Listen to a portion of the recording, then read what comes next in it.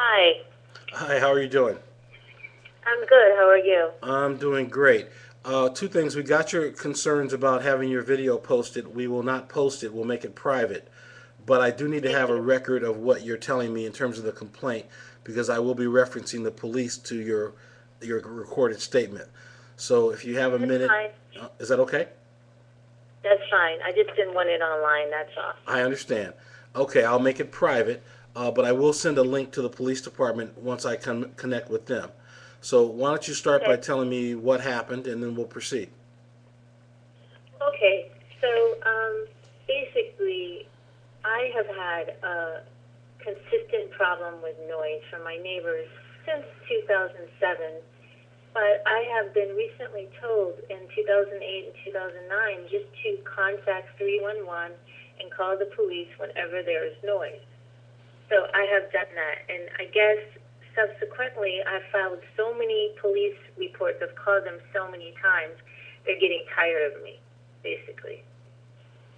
So Okay, on, so have they said that they're going to take action if you call them again? they said that they're not going to. They told me not to call them again.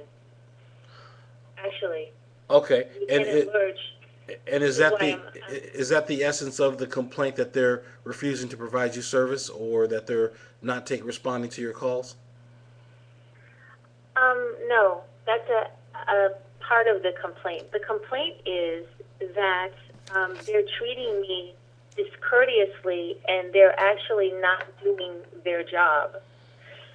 For example, did you receive my written letter that I sent you? I have the complaint form that you submitted over the internet. Okay, so let me just go over the details of my complaint and then you can surmise from that Mm-hmm. what the problem is. Okay. So I called the police this past Saturday night. It was after 11:30 p.m. because my neighbors were making a tremendous amount of noise, and I had been videotaping the noise with a sound meter for most of the night. And it was just at 11:30 I was about to go to sleep. Okay, this is on January 16th, 2010. I called 311 first around 11:57 p.m. to complain about the excessive noise, And what and was the then noise? Was it music? Was it talking? What kind of noise? it was running, jumping, screaming, pounding. So in these apartments, what that sounds like is a whole football team is above your head. Okay. And even if you put in earplugs, it's still very, very loud. So, okay, so normally when I call the police, um, they ring my doorbell to let me know they're there. They kind of observe the noise, and then they go upstairs and talk to the neighbors. Mm-hmm. This time, they did not ring my doorbell at all. They went directly to the neighbors above me, and the neighbors were telling them something about me, Mr. about how Mr. I Graham, should I'm be in an arrested interview. or I'll call you something. back in a few And minutes. then they came downstairs, and it was only as they came downstairs that I heard their walkie-talkies because my apartment's on the first floor, so it connects to the front hallway and the front door. And I heard their walkie-talkies. They had no intention of stopping at my apartment at all. Okay. I catch them in the hallway, okay? Mm-hmm. Catch them in the hallway, and I asked them, I tell them about the noise, and they're like, well, we don't hear anything, even though there's gigantic noise going on. Directly after they left, there's noise going on. So I don't understand why they would say that they didn't hear that. Mm-hmm. But then I even went as far as to show him my iPhone and say, look, check out this video. I actually have this sound meter. I record the noise this way. He's like, no, I don't want to see the video. Do you remember what officer told you that? Yes, his name is Officer O'Leary. And Okay. I have his badge number too, if you need it. All right. Okay, so basically, Officer Leary's badge number is number 20973. So I asked him, I said, well, could you at least step in my hallway, step inside of my house so you could hear it? So his partner attempts to step inside of my house to hear the noise, but Officer O'Leary says, no, come on, let's go. So I called the precinct, the 24th precinct, to complain about Officer O'Leary. I speak to Officer Toro, Torro, and she tells me that I should come into the precinct and speak to Lieutenant Lurch. Now, Lieutenant Lurch is someone that I have been dealing with for a while now. He's really aware of the noise, but the last time I spoke to him, he was kind of unprofessional. He called me at 2 a.m. in the morning because he only works the night shift. He works from like 12 a.m. in the morning until 8 a.m. in the morning or something of that. That. So he calls me at 2 a.m. in the morning and tells me, this is an issue between you and your landlord. I cannot keep sending police there. And just the manner in which he was talking to me was really like kind of rude and unprofessional. And then he says, well, we're going to have to sit down and have a talk about this in person. And I said, well, I'm not going to be available like during the hours that you work. And he's like, well, unfortunately, I'm going to have to meet with you. So, and I said, unfortunately, really?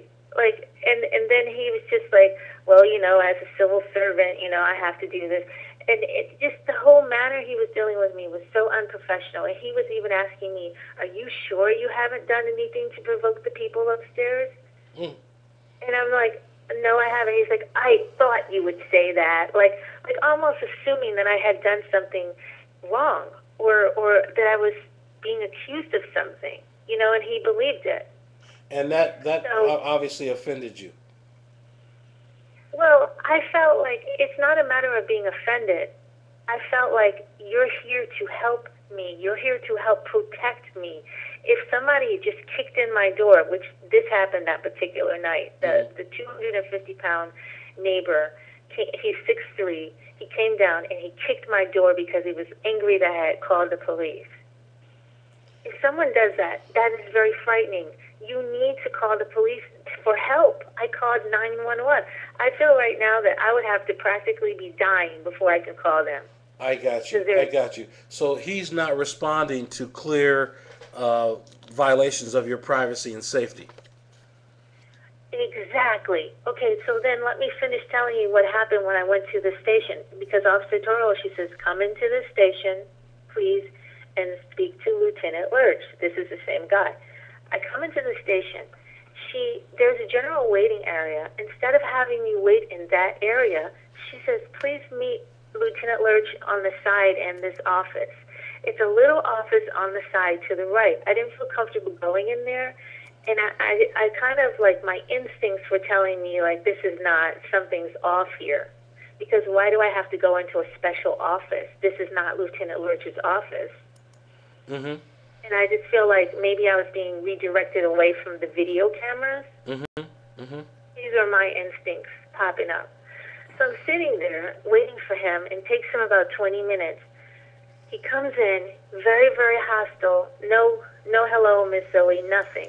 Sits down and immediately starts telling me in a very hostile and intimidating fashion that this is a matter between me and my landlord, and that he's not going to send any more police to me, and he's not going to deal with this anymore. This is where it ends. So I happen to have my iPhone, and it has a voice recording. So I asked him, I said, really? I said, can I record what you just said? And he said, sure. I started recording him. I can send you the recording if you like. But his entire tone changed once I started recording. He actually said to me, he says, Ms. Zoe, it appears to me that you've been drinking. I'm like, are you kidding me? Okay, now do you think he made that up on the spot because you were pressing the issue and recording? Yes, I do. Now, it is true that I did have wine with dinner, but I wasn't reeking of alcohol or anything like that. He tried to imply that I was reeking with alcohol, and that perhaps it's because I'm drunk that my judgment is impaired. I was so floored at this. And then he asked me to leave. He says, please leave. Have a nice night. I've never been asked to leave from a precinct before an issue was resolved, or asked to leave, period. I just felt like he was trying to make it seem as if I was inebriated, and so therefore that was affecting my judgment. And then I asked them to repeat